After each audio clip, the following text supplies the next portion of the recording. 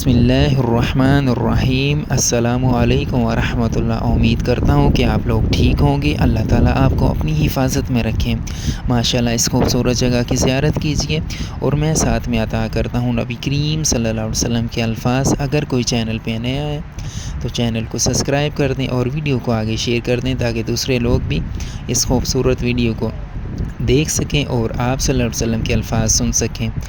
رسول اللہ صلی اللہ علیہ وسلم سب لوگوں سے زیادہ جواد، سخی تھے، اور رمضان میں دوسرے اوقات کے مقابلے میں جب جبرائیل علیہ السلام آپ صلی اللہ علیہ وسلم سے ملتے بہت ہی زیادہ جود و کرم فرماتے۔